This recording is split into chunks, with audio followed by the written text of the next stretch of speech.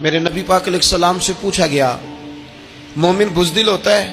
حضور نے فرمایا ہو جاتا ہے، کبھی یہ غلطی آ جاتی ہے۔ حضور مومن کنجوس ہوتا ہے؟ فرمایا کبھی ہو جاتا ہے۔ یا رسول اللہ مومن جھوٹا بھی ہوتا ہے؟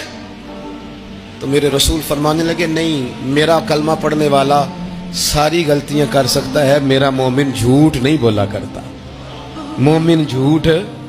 ابو سفیان کو کیسر روم نے، ہرکل نے اپنے دربار میں کھڑا کر کے کہا ابو سفیان ابھی کلمہ نہیں پڑھتے تھے، تمہارا کوئی رشتہ ہے نبی پاک سے جنہوں نے مجھے بھی خط لکھا ہے کہ مسلمان ہو جاؤ؟ کہنے لگے ہاں میں چچا ہوں رشتے میں۔ کہا وہ کیسے ہیں پیغمبر؟ تو ابو سفیان کہتے ہیں چونکہ میں مخالف تھا، میں نے وہ ساری باتیں کی جو ہم ان کے خلاف کرتے تھے۔ اس نے آخری بات پوچھی، اس نے کہا ابو سفیان یہ بتا کہ وہ جنہوں نے اعلان نبوت کیا ہے کیا کبھی انہوں نے جھوٹ بھی بولا ہے؟ ابو سفیان کہتے ہیں کہ ایک منٹ کے لیے میں نے کہا کہہ دوں، مخالفت تھی نا، تو پھر میں نے سوچا یہ تو عرب کی وزاداری کے خلاف ہے، عرب میں سے تو کوئی جھوٹ بولنا پسند ہی نہیں کرتا، اور پھر میں اگر حضور کو معاذ اللہ جادوگر شاعر کہوں گا تو شاید کسی کو ایک منٹ کے لیے متوجہ کر سکوں، اور نبی پاک نے جھوٹ بولا ہے، یہ تو مانے گا ہی کوئی نہیں۔ کہتے ہیں بادشاہ نے پھر زور دے کے کہا سردار بتاتے کیوں نہیں، کیا کبھی انہوں نے جھوٹ بھی بولا ہے؟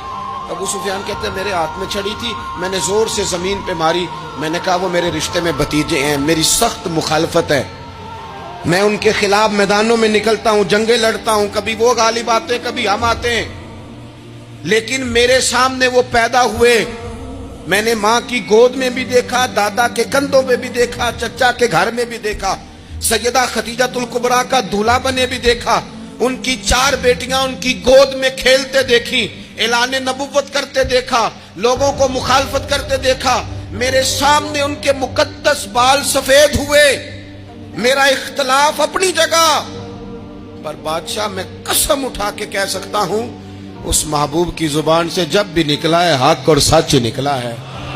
اسیر دشمن کی چاہ میں بھی، وہ مخالفوں کی نگاہ میں بھی امی ہے، صادق ہے، معتبر ہے، میرا پیغمبر عظیم تر ہے، میرا پیغمبر عظیم تر ہے، میرا پیغمبر عظیم تر ہے۔